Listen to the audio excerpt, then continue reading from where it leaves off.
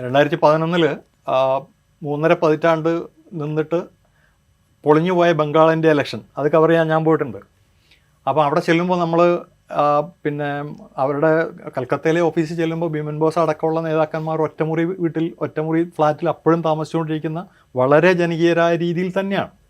പക്ഷേ ഉൾപ്രദേശങ്ങളിലേക്ക് നമ്മൾ പോകുമ്പോൾ ഞങ്ങളിങ്ങനെ ആ ഭയങ്കരമായ വിധമുള്ള പിന്നെ തൃണമൂൽ കോൺഗ്രസിൻ്റെ അക്രമം നടന്നുകൊണ്ടിരിക്കുന്ന ഒരു സമയമാണ്.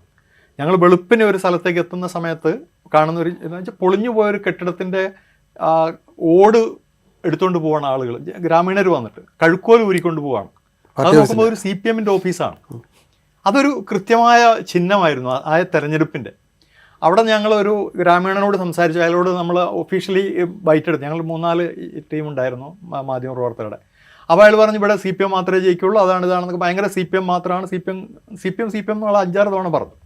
പിന്നെ ഞങ്ങളിതെല്ലാം പൂട്ടിക്കെട്ടി വെച്ചിട്ട് പിന്നെ സംസാരിച്ചപ്പോൾ അയാൾ പറഞ്ഞു, റെക്കോർഡ് ചെയ്യുന്നില്ല എന്ന് ഉറപ്പായപ്പോൾ അയാൾ പറഞ്ഞു ഒരു രക്ഷയില്ല, ഇവിടെ ജീവിക്കാൻ പറ്റാത്ത അവസ്ഥയാണ്, ഇവിടെ ഇപ്പോൾ സംഘടനയൊന്നുമില്ല, പാർട്ടിക്കാരില്ല, ഏരിയ കമ്മിറ്റി ഇല്ല, ജില്ലാ കമ്മിറ്റി ഒന്നുമില്ല, അവിടെ കമ്മിറ്റികളില്ല, ഒരു ആൾക്കൂട്ടമാണ് ഇപ്പോൾ ഇത് ഭരിക്കുന്നത്, അവരുടെ തോന്നിയാസമാണ്.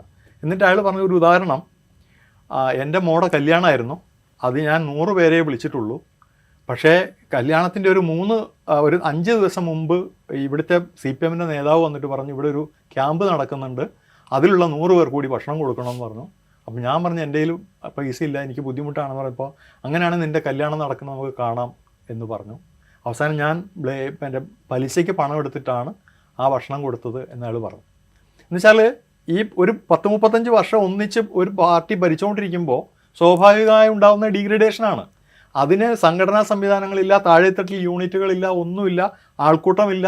അതിൻ്റെ പേരിലൊക്കെ സംഘടിക്കുന്ന ക്രിമിനലുകൾ അതിൻ്റെ തലപ്പത്തേക്ക് വരുന്ന രീതിയിലേക്ക് അവിടെ മാറിയിരുന്നത്. അപ്പോൾ ഇത് സ്വാഭാവികമായിട്ടൊരു ചലനാത്മകമല്ലാത്തൊരു ശരീരമായി ഈ പാർട്ടി സ്വാഭാവികമായി ഈ ഭരണ തുടർച്ച ഉണ്ടാകുമ്പോൾ പോകുക. അത് ഏത് പാർട്ടി ആയാലും സംഭവിക്കുന്നൊരു കാര്യമാണത്. അതിലൊരു തിരുത്തുണ്ടാവുകയെന്ന് ഇപ്പോൾ സുനിൽ പറയുന്ന പോലെ അത്ര എളുപ്പമാണോ ഇതിനൊരു തിരുത്തുണ്ടാവുക എന്ന് പറയുന്നത്? ഇപ്പോൾ സംഘടനാ സംവിധാനം ചലിക്കണം, ജനങ്ങളുമായിട്ടുള്ള ബന്ധം തിരിച്ചെടുക്കാൻ പാകത്തിലുള്ള പ്രവർത്തനം നടത്തണം. അതിൻ്റെ ഒരു ഉദാഹരണം ഇപ്പോൾ ഇലക്ഷൻ റിസൾട്ട് വന്നതിന് ശേഷം PM ശ്രീ പദ്ധതിയെക്കുറിച്ച് പിന്നെ ബിനോയ് വിശ്വം വീണ്ടും സംസാരിക്കുന്നു. അത് നേരത്തെ സുനിൽ പറഞ്ഞതിൻ്റെ കൃത്യം കാര്യമാണ്. അതായത് മുമ്പായിരുന്നെങ്കിൽ PM ശ്രീ ഈ തരത്തിൽ മുന്നണിയിലോ പാർട്ടിയിലോ ചർച്ച ചെയ്യാതെ ഒപ്പിട്ടിട്ടുണ്ടായിരുന്നെങ്കിൽ അത് CPM-ൽ വലിയ തോതിലുള്ള എന്താ പറയുക അവരുടെ യോഗത്തിൽ വലിയ വാക്തർക്കങ്ങൾക്ക് കാരണമാകുമായിരുന്നു. ഇത് അങ്ങനെ ഒരു സംഭവം ഉണ്ടായതായി നമുക്കാരും അറിയില്ല.